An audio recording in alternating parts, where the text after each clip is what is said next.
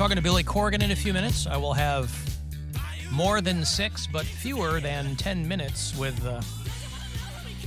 Smashing Pumpkins frontman. And then Thursday, we're going to be giving away a bunch of lower-level tickets for that show. Billy and the Pumpkins co-headlining with Jane's Addiction, the Romo Fijo, on Saturday night. Make sure you wear your buzzard, too, because I know we're going to be walking around I'm going to be there doing upgrading people who are wearing their buzzard gear. I'll be there Saturday. If I see you wearing a buzzard shirt, you might get upgraded to some lower bowl seats, maybe floor seats. We'll see what we got.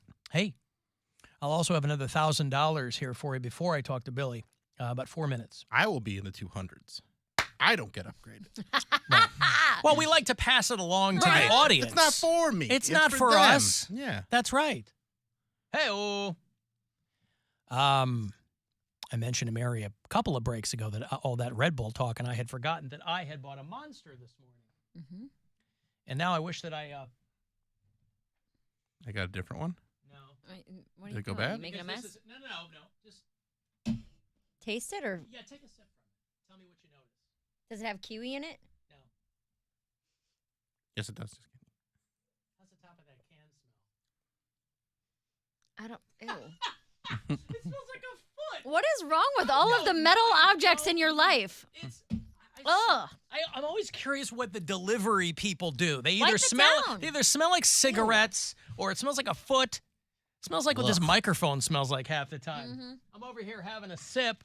Pour it in My a cup. Mango Loco Monster. Dude, I do not like the flavor of mango. I really don't. Oh, I like it a lot. I eat dried mango all the time. Me too. I like dried mango, fresh mango, mango flavored You things. just said I don't like the flavor of mango. But dried mango is That's different than different. like artificial mango flavor. You can't have it a mango. Yes. What you're trying to say. Yeah. All like right. artificial mango is not a flavor I enjoy. All right. Nevertheless, my life hack for Mary was do what I did, which is just wrap it in a plastic bag because nobody's going to go, oh, there's my plastic bag and my drink. Until you come in and there's an empty plastic bag in the fridge, and then Hotchkiss is like, people are leaving their garbage in the fridge now, too. Wouldn't that be the move? You take the drink out of the bag and leave the empty bag in the refrigerator. Yeah. Oh, that's funny. Are you feeling, is the Red Bull doing you right? Yes. All right, good. I'm doing a photo shoot tomorrow for the cover of my new special that I'm taping in December. We're doing the photo shoot for it tomorrow morning, and I have to be up at like 8:30, but I have to go get all of the stuff for it tonight after work. So I'm not going to be home for a while. I got to go to Party City and get a couple things and right. couple different items. What does that entail? What do you have to, what are the props? So You're shooting this tonight. tomorrow morning. So this hour of material is about, it's heavier stuff. It's about my dad dying. It's about going to therapy. It's about getting sober. It's about, mental health and things like that. All hilarious. All hilarious. Wait, these things all happened to you? These all happened to me in the last 2 years. Pretty weird, right? Wild. I'm going to be honest. I had no idea. That's I why you know. got to I- watch the special. I almost never talked about it. Did you know that? Never took time off work. Never did anything. I knew you were taking time off work, but I thought you were just lazy. Oh, right. No, my Even dad I died. took time off work when my dad died, Mary. Right. But yeah, so I'm going to show you guys when my dad dies, I'm not missing a day. Good for you. I'm not missing a second. Have the funeral at work. Have everybody come here and we'll do it live on air. Yeah, the procession's going to be right out in front of the window here. That's why they call it the Showcase Studio. Exactly. So we're actually shooting it at the cemetery where my dad's buried. I mean, you'd have to. So- You're going to shoot it at his grave. Uh-huh. Yeah. It's going to be, I think the shot that we're going for, like the main shot is going to be me. Should I not say this? Should I wait and make people I don't know what you're going to see it? say. Should I tell you what the album cover is going to be? Yeah. It's going to be me laying down next to my dad's grave. In with, the like, wedding dress again? Not the wedding dress. Ah. So just like a black, like a funeral looking dress. Yeah, yeah, uh-huh. With, like almost like American Beauty with my hair all Right. out and everything. And then, and I'm going to have a get well soon balloon. Like a really shiny Milo, Right. like with a teddy bear on it or At something your like dad's that. tombstone. At my dad's grave. And then the album is going to be titled Something to Cry About. Mm-hmm. So we'll see. This could be the best decision I've ever made if we can really get it to come across as not sad. Or this could be the worst decision I ever make where I'm like, oh, this is horribly, horribly not the vision that I had for it. I So- think the only thing that would make that funnier is if it were a freshly dug grave where you have that visible mound of dirt. Yeah. And obviously you can't do that. but Right. Also, he's not. He was cremated. He was cremated. Yeah. Well, they still buried the urn. Right, but it wouldn't be like a big old No, mound of it would be dirt. like a But for the Headstone purposes size. of an Right. album cover, Sure, it would sure, be. sure. Yes. Tell him to, see if there's a different one. You can always Photoshop the headstones. Well, I asked when I had the meeting with the photographer and his assistant last week. We're in here, and his photographer or his assistant is so sweet, and she's taking notes. And she looks at me. She goes, "I'm explaining what the album's about and all this stuff." And she goes, "Okay, so wait, is this supposed to be sad?" And I was like, "No, that's why this is so risky. Is because we have to find a way to capture a cemetery in a non-sad way." And Right. everybody's up to the challenge, and we're gonna see what happens. And we'll see. Well, See. I'm very excited about it. I would make the argument that the cover of Hillbilly Bougie was sad. This is overtly sad. Me drinking alone in a wedding dress. That's right. In a trailer park or whatever it was. Yeah. It was just a backyard. I was in a pop-up chair with a kid's, little turtle pool pulled up next to it. But it implies love gone south. Sure. It implies the loss of innocence. Yeah. The loss of sobriety. Yeah. So that was So I have to go and get the balloon and a couple other props for that shoot tonight after work. So that's why I needed the Red Bull. That's why I need to be awake for it. Because I'm gonna be running. You need dilated pupils Yes. for when you do that photo shoot. Mary looked so awake at her dad's grave.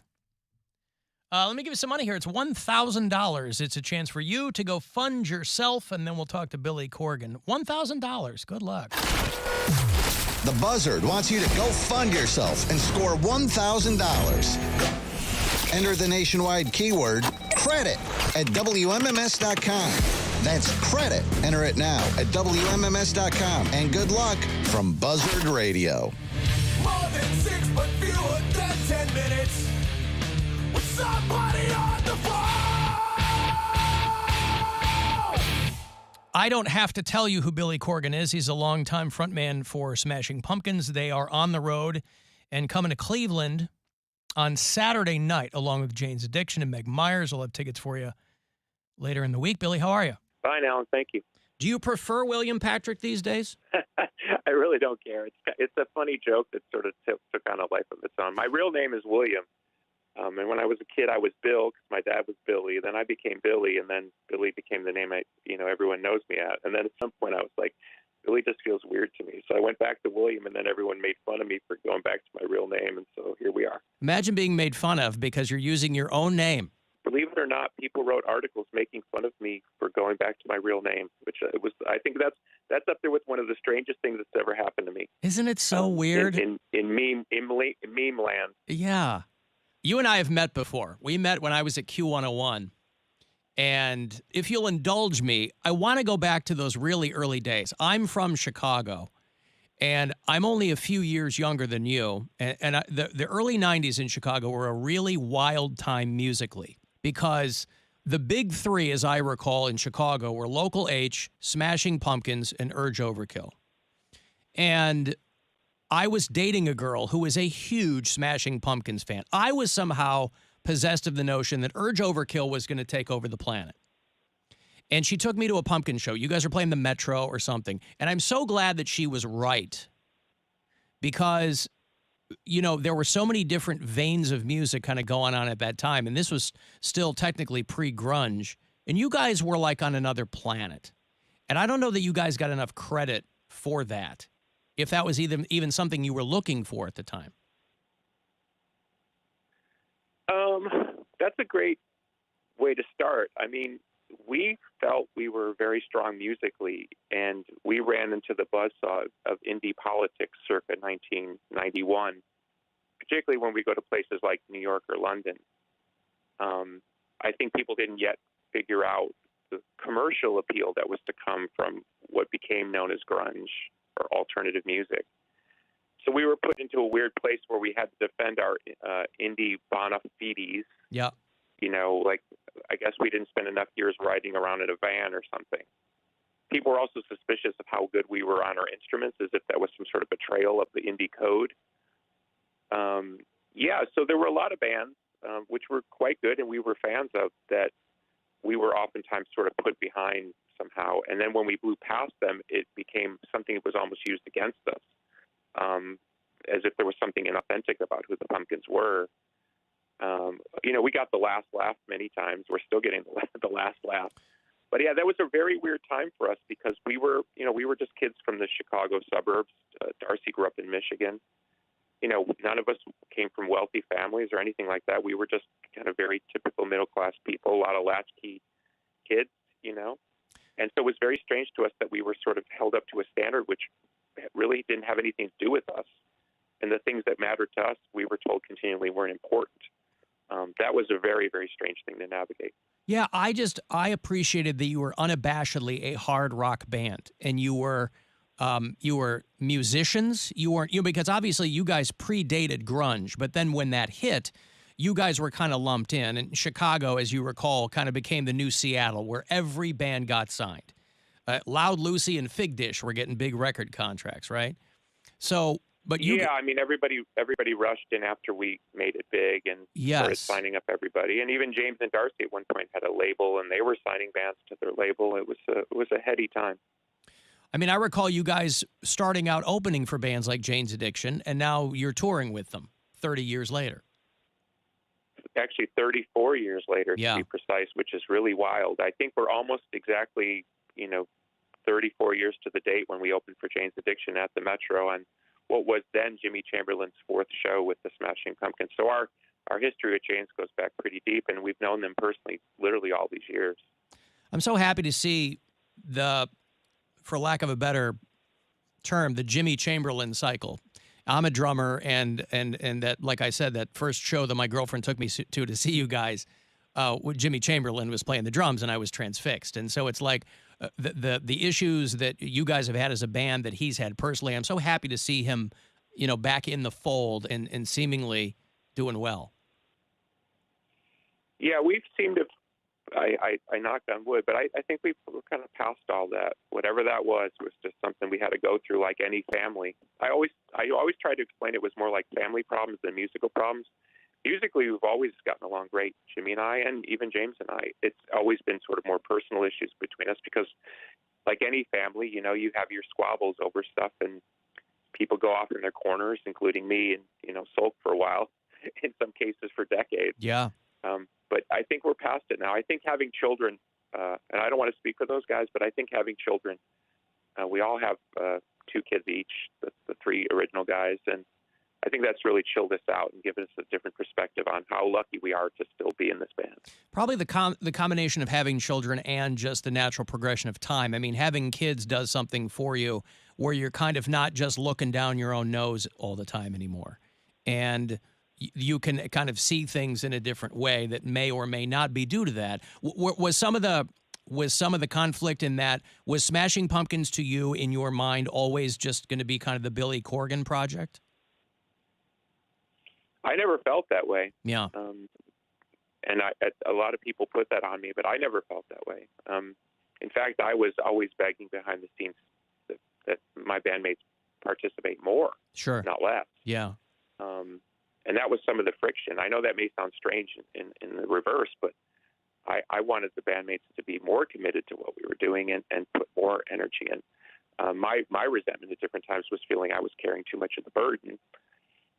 So yeah, I think again, you're talking at the end of the day, we're about to play a show tonight, right? We're playing songs that were written 30 years ago, right? Yeah, right. In some cases.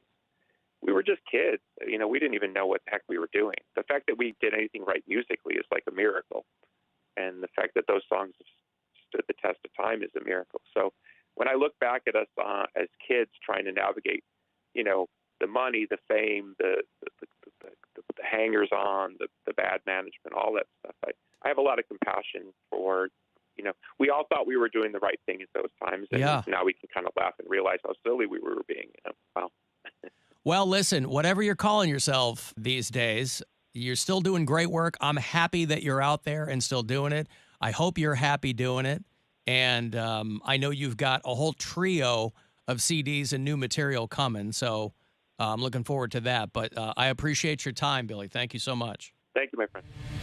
More than 6, but fewer than 10 minutes. With somebody on the phone. There's Billy Corgan, the Smashing Pumpkins, and Jane's Addiction. Provided that the Jane's Addiction injury report is okay. They had to bail on the Pittsburgh date. I think they bailed on the Philly date. But the Pumpkins and Jane's Addiction are doing that Spirits on Fire tour. It's at the Romo Fijo this Saturday, and I will have a bunch of tickets to hand off to you on Thursday. I know a lot of people wanted me to talk wrestling with Billy Corgan because his eyes light up, but I don't know wrestling. So I had to nerd out on the musical end of it. It's crazy that you can listen to the Smashing Pumpkins and they can be such a hard rock band, but Melancholy and the Infinite Sadness has so much orchestral type music too that it's, you know, like Tonight is really just it's almost like a lullaby. You can't peg them as one thing. Say what you want about them. I got to take a break here. If you want to text for anything, 35192. AlanCoxShow.com. You can watch live. You can listen wherever on the iHeartRadio app. The Alan Cox Show. On 100.7 WMMS. The Buzzard cannot save you from the